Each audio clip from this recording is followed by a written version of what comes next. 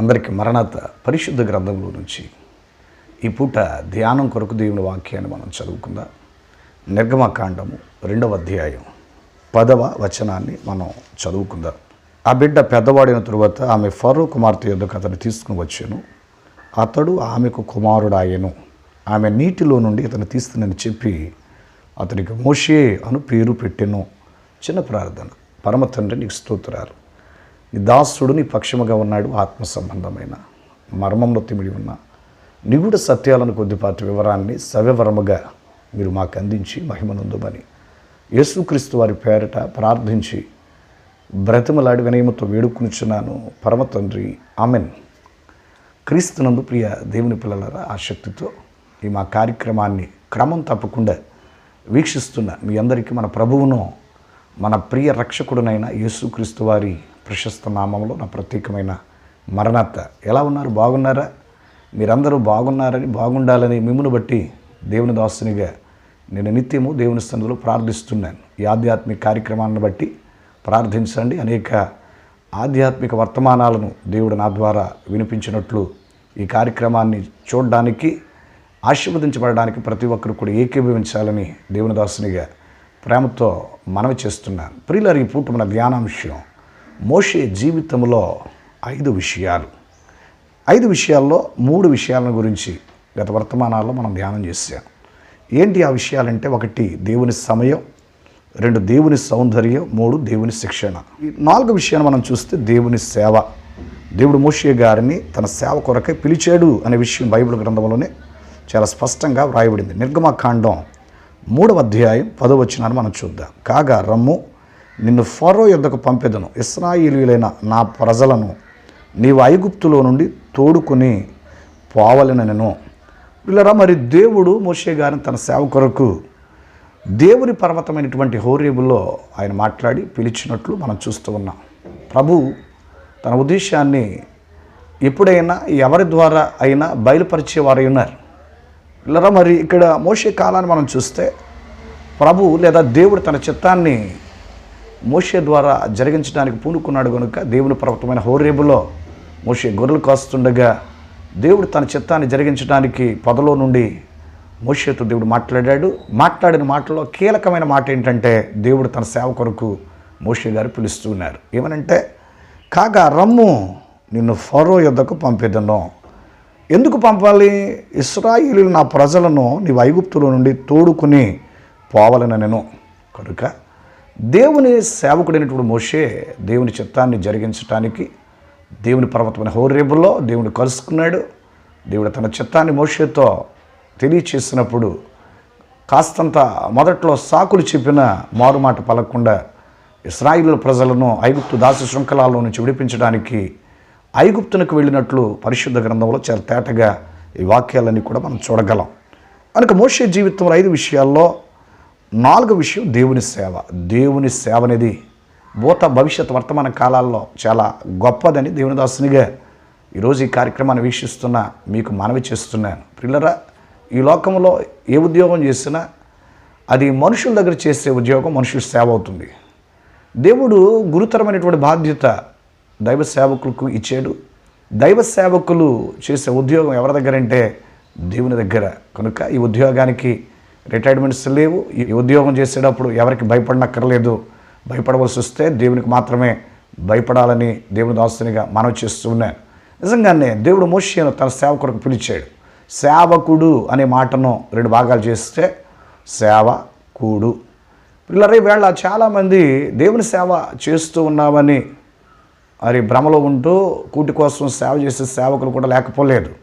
ఎందుకంటే సేవకుడు అనే మాటలో 2 అర్థాలు ఉన్నాయి. సేవకుడు, సేవకుడు అనేవాడు దేవుని సేవ చేయాలి, కూడే సేవ చేయాలి. సేవకుడు అంటే కూడే సేవ చేసేవాడే సేవకుడు. కూటి కోసం సేవ చేసేవాడు సేవకుడే కాదు. ఒక ఆయన ఇలాగే కూటి కోసం సేవ చేయడానికి వచ్చి పాకేసి కేకేసాడట, కేకేసి పీకేసాడట. ఇలాంటి పరిస్థితులు కలిగిన సేవ ఒకవేళ మన జీవితాల్లో ఈ కార్యక్రమాన్ని వీక్షిస్తున్న వారిలో ఎవరిలోనైనా ఉంటే గనక మరి కూటి కోసం సేవ చేయడానికి ముందుకు రాకూడదో, కూడే సేవ చేయాలి. కూడే సేవ చేయాలి అంటే దేవుని పిలుపు ఉండాలి, దేవుని దర్శనం ఉండాలి, దేవుని ఏర్పాట్లో మనం ఉండాలి. కనుక ఇలా ఆత్మానుసారంగా భక్తిని ప్రారంభించి శరీరానుసారంగా పతనమైపోతున్న విశ్వాసం మనం చూస్తున్నా.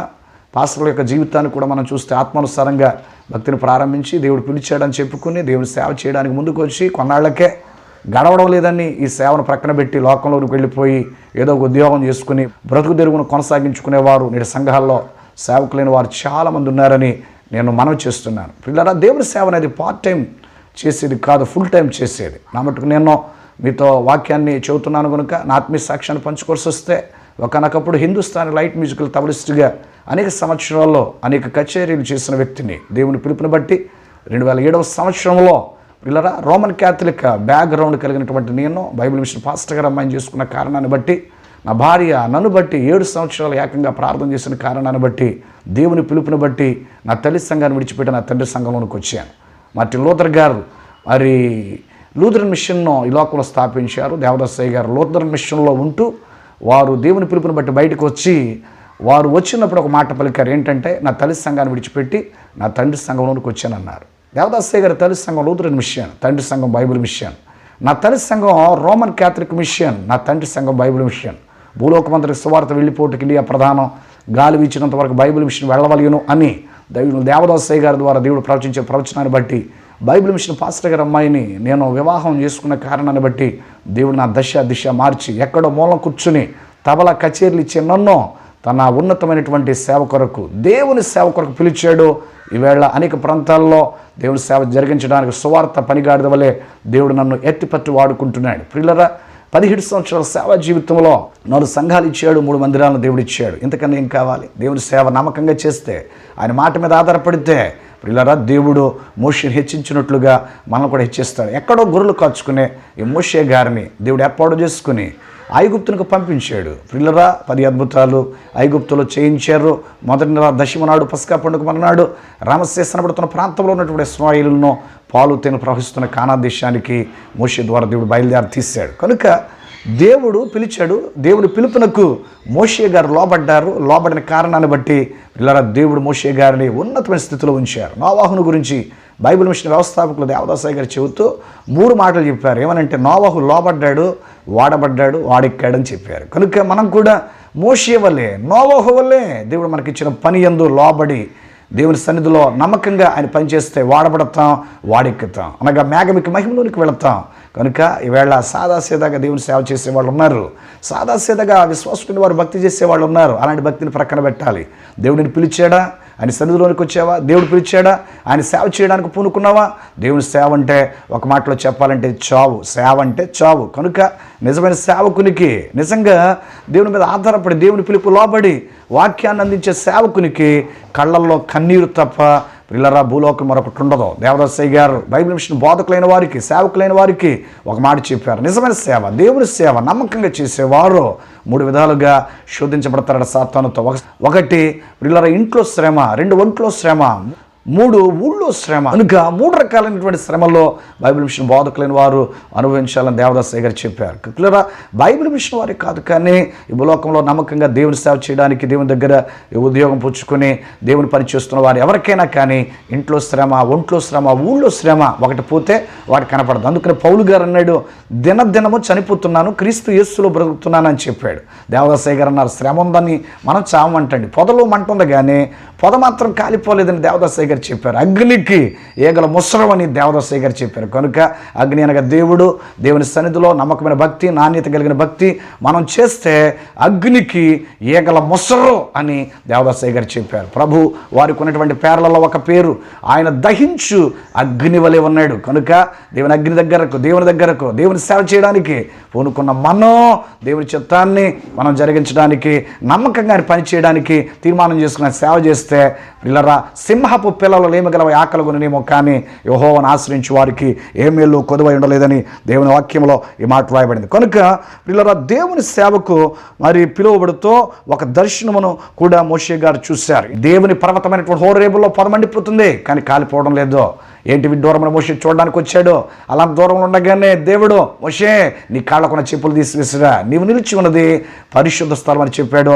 పొద్దు దగ్గరికి రాగానే దేవుడు మాట్లాడాడు. ఏమని మాట్లాడుతున్నాడంటే, కాగా రమ్ము, నిన్ను ఫరో యుద్ధకు పంపెదను, ఇశ్రాయేలీయులైన నా ప్రజలను నీ ఐగుప్తు నుండి తోడుకుని పోవాలని దేవుడు మోషేతో ఒక పిలుపిచ్చాడు.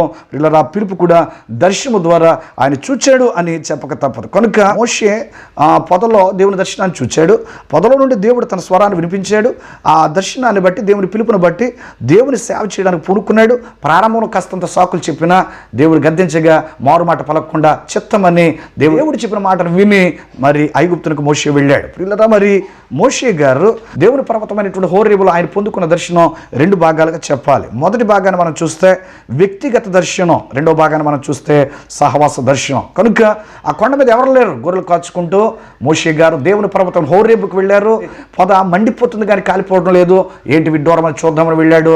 వెళ్ళగానే మోషే, నీవు నిలిచి ఉన్న స్థలం పరిశుద్ధ స్థలం కనుక నీ కాళ్ళకు ఉన్నటువంటి చెప్పులు తీసివేసి రా అని చెప్పగానే వెళ్ళాడు. వెళ్ళగానే రెండు దర్శనాలను అక్కడ మోషే గారు చూశారు. పిల్లరా చెప్పడానికి ఒక దర్శనమే అని చెప్పొచ్చు, కానీ దర్శనాన్ని రెండు భాగాలు చేస్తే రెండు దర్శనాలు కనబడుతున్నాయి. ఒకటి వ్యక్తిగత దర్శనం. వ్యక్తిగత దర్శనం అంటే ఆ కొండ మీద ఎవరు లేరు, దేవుడు మోషే ఉన్నారు. పిల్లరా మరి వ్యక్తిగత దర్శనం మనం చూడవలసిన విషయం ఏంటంటే దేవుని పిలుపు కనబడుతుంది. రెండవదిగా సహవాస దర్శనం.